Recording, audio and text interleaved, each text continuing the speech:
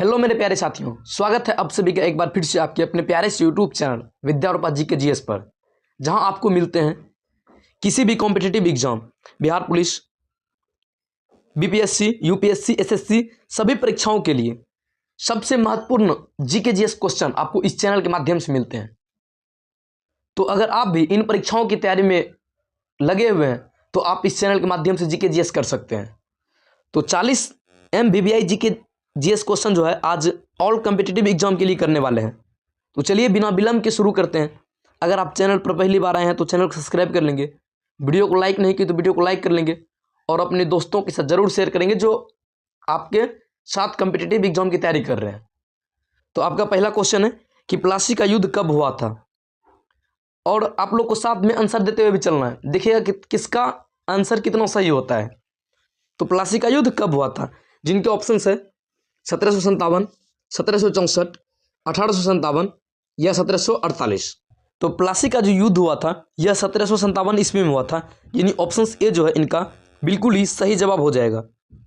और आप लोग का अगला प्रश्न है बक्सर का युद्ध किनके बीच हुआ था, यानी बक्सर का युद्ध हुआ था किनके बीच हुआ था, जिनके ऑप्शंस है अंग्रेज और सिराजुद्दौला, अंग्रेज और मीर कासिम, अंग्रेज और मराठा, अंग्रेज और टीपू सुल्तान। तो ये जो बक्सर का युद्ध था यह ब्रिटिश इंडिया कंपनी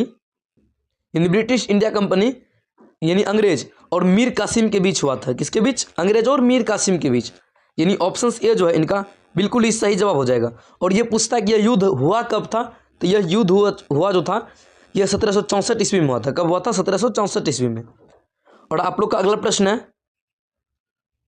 कि 1857 के विद्रोह में बिहार का नेतृत्व किसने किया था, जिनके ऑप्शंस है तात्या टोपे, रानी लक्ष्मीबाई, कुंवर सिंह और मंगल पांडे।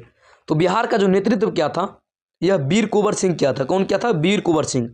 जबकि झांसी की लक्ष्मीबाई जो है यह झांसी की नेतृत्व की थी। कहाँ की? झांसी की। और मंगल पांडे जो थे इन्होंने 1857 का विद्रोह शुरू किया था। कौन किए थे? मंगल पांडे। कहाँ से? मेरठ से। आपको एक क्वेश्चन से 3 क्वेश्चन क्लियर हो। तो अब जो है अब आप लोग का अगला प्रश्न है, यानी प्रश्न नंबर 4 है कि भारतीय राष्ट्रीय कांग्रेस, तो जिनके ऑप्शंस है आपका ऑप्शंस ए 1885, ऑप्शंस बी है 1905, ऑप्शन सी है 1919 और ऑप्शन डी है 1947। तो भारतीय राष्ट्रीय कांग्रेस की स्थापना 1885 में हुई थी। और ये कहाँ हुई थी, ये भी क्वेश्चन पूछता है, तो इनको भी आप याद रखिएगा। ये जो हुई थी मुंबई में हुई थी। कहाँ हुई थी? मुंबई में। और आप लोग का अगला प्रश्न है कि दांडी मार्च का नेतृत्व किसने किया। क्या अगला प्रश्न कि दांडी मार्च का नेतृत्व किसने किया था, जिनके ऑप्शन है आपका सुभाष चंद्र बोस, महात्मा गांधी, जवाहरलाल नेहरू या भगत सिंह। तो दांडी मार्च का जो नेतृत्व किया था यह महात्मा गांधी ने किया था, जो साबरमती आश्रम से शुरू हुआ था। यानी ऑप्शन बी जो है इनका बिल्कुल ही सही जवाब हो जाएगा। और आप लोग का अगला प्रश्न है कि संविधान सभा के अध्यक्ष कौन थे, जिनके ऑप्शंस है doctor Rajendra Prasad, doctor BR Ambedkar, Jawaharlal Nehru या सरदार पटेल। तो संविधान सभा के अध्यक्ष जो थे ये डॉक्टर राजेंद्र प्रसाद थे, यानी ऑप्शंस ए जो है इनका बिल्कुल ही सही जवाब हो जाएगा। और आप लोग का जो अगला प्रश्न है यानी क्वेश्चन नंबर 7 है कि भारत छोड़ो, यानी क्वेश्चन नंबर 7 क्या है कि भारत छोड़ो आंदोलन कब शुरू हुआ, जिनके ऑप्शंस है 1940, 1942, 1930 या 1947। तो भारत छोड़ो आंदोलन जो है 1942 में शुरू हुआ था, यानी ऑप्शन बी जो है इनका बिल्कुल ही सही जवाब हो जाएगा। और आप लोग का अगला प्रश्न है कि जलियांवाला बाग हत्याकांड कहाँ हुआ था, जिनके ऑप्शंस है लाहौर, दिल्ली, अमृतसर या कानपुर। तो जलियांवाला बाग हत्याकांड जो हुआ था यह अमृतसर में हुआ था। और कब हुआ था यह भी क्वेश्चन बहुत इंपॉर्टेंट है। यह 13 अप्रैल कब हुआ था? 13 अप्रैल 1919 को हुआ था। यह भी आपको याद रखना है। और आप लोग का अगला प्रश्न है कि आज़ाद हिंद फौज की स्थापना किसने की थी, जिनके ऑप्शन से महात्मा गांधी, सुभाष चंद्र बोस, भगत सिंह या चंद्रशेखर आज़ाद। तो आज़ाद हिंद फौज की जो स्थापना की थी यह सुभाष चंद्र बोस की थी, यानी ऑप्शन बी जो है इनका बिल्कुल ही सही जवाब हो जाएगा।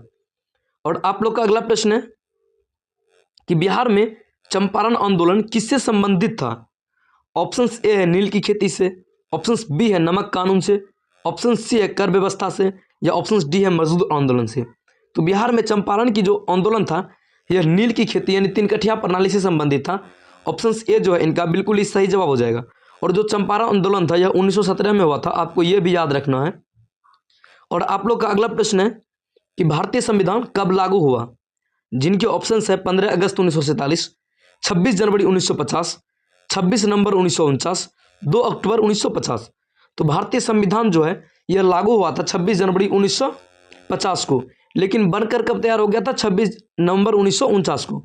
यह भी क्वेश्चन पूछता है। और आप लोग का अगला प्रश्न है कि संविधान की प्रस्तावना में कितने शब्द हैं, जिनके ऑप्शंस है 62, 72, 80 या 75। तो संविधान की प्रस्तावना में टोटल 73 शब्द हैं, लेकिन ऑप्शंस में यहाँ 72 है, तो इनको 73 कीजिए। ऑप्शंस बी जो है इनका बिल्कुल ही सही जवाब हो जाएगा।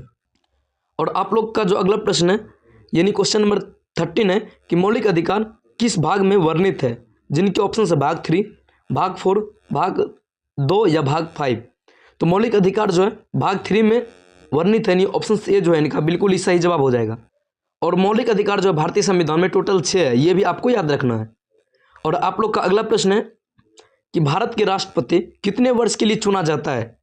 ऑप्शन आपका 4 वर्ष, 5 वर्ष, 6 वर्ष या 7 वर्ष।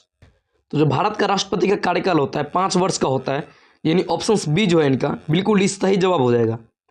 और आप लोग का अगला प्रश्न है कि राज्यसभा के सदस्यों की अधिकतम संख्या कितनी है, जिनकी ऑप्शन है 238, 250, 245 या 260।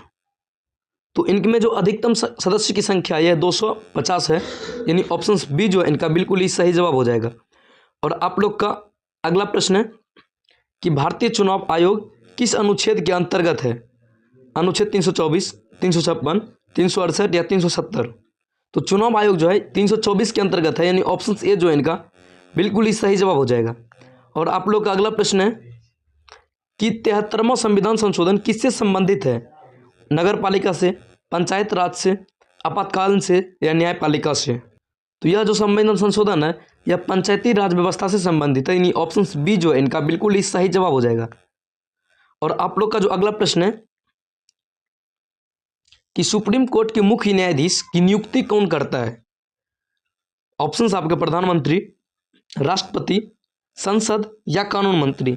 तो इनका जो नियुक्ति करता है यह राष्ट्रपति करता है, यानी ऑप्शंस बी जो है इनका बिल्कुल ही सही जवाब हो जाएगा। और आप लोग का अगला प्रश्न है कि लोकसभा का कार्यकाल कितने वर्ष का होता है, जिनके ऑप्शंस आपका 4 वर्ष, 5 वर्ष, 6 वर्ष या 7 वर्ष। तो लोकसभा का कार्यकाल जो होता है यह 5 वर्ष का होता है, यानी ऑप्शन बी जो है इनका बिल्कुल ही सही जवाब हो जाएगा। और आप लोग का अगला प्रश्न है कि भारतीय संविधान में कुल कितने अनुसूचियां हैं। क्या है भारतीय संविधान में कुल कितने अनुसूचियां हैं। ऑप्शन आपका 8, 10, 12 या 14। तो भारतीय संविधान में जो है टोटल 12 अनुसूचियां हैं, यानी ऑप्शन सी जो है इनका बिल्कुल ही सही जवाब हो जाएगा। और आप लोग का अगला प्रश्न है कि भारत की सबसे लंबी नदी कौन सी है। गंगा, ब्रह्मपुत्र, गोदावरी या नर्मदा। तो भारत की सबसे लंबी नदी जो है गंगा नदी है, यानी ऑप्शन ए जो है इनका बिल्कुल ही सही जवाब हो जाएगा। और आप लोग का अगला प्रश्न है कि बिहार की राजधानी क्या है। इनका ऑप्शंस बता देते हैं, गया, पटना, मुजफ्फरपुर, दरभंगा। इनका आंसर आप लोग कमेंट में दीजिएगा, क्योंकि इतना इजी क्वेश्चन जो है इसका आंसर आप लोग कमेंट में दीजिएगा। और आपका अगला प्रश्न है कि भारत का सबसे बड़ा राज्य क्षेत्रफल की दृष्टि से कौन सा है। उत्तर प्रदेश, महाराष्ट्र, राजस्थान या मध्य प्रदेश। तो क्षेत्रफल की दृष्टि से जो है राजस्थान सबसे बड़ा राज्य है, लेकिन जनसंख्या की दृष्टि से जो यूपी सबसे फर्स्ट है। क्या है, यूपी। और आप लोग का अगला प्रश्न है कि सूर्य से पृथ्वी की दूरी लगभग कितनी है। 150 million kilometre, 200 million kilometre, 100 million kilometre या 250 मिलियन किलोमीटर।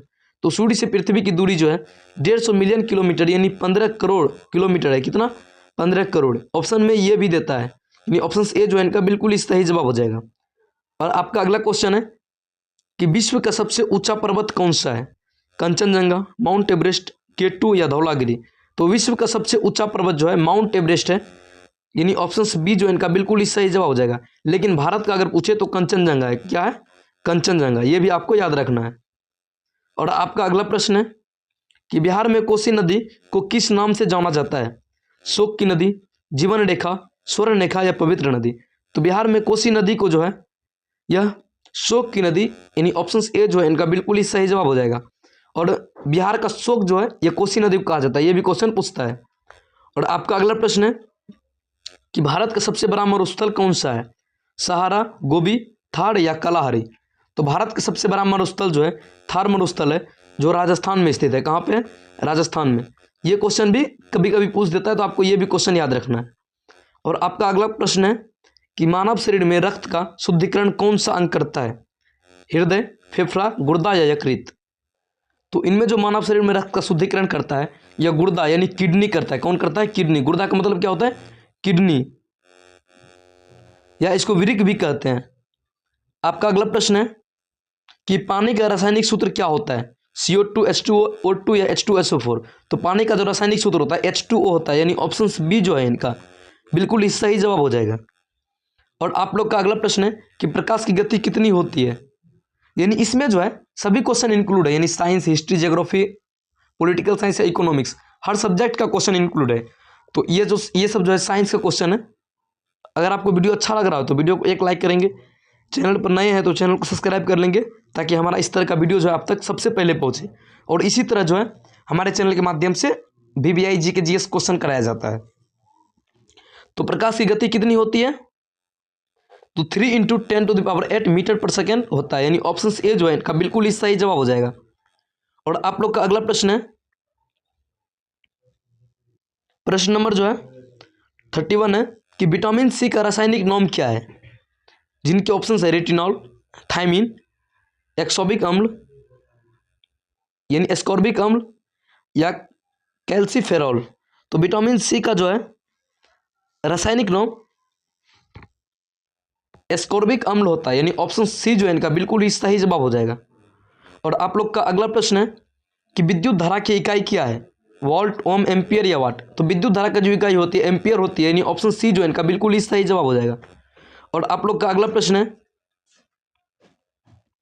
कि भारतीय रिजर्व बैंक की स्थापना कब हुई? 1935, 1947, 1950 या 1969?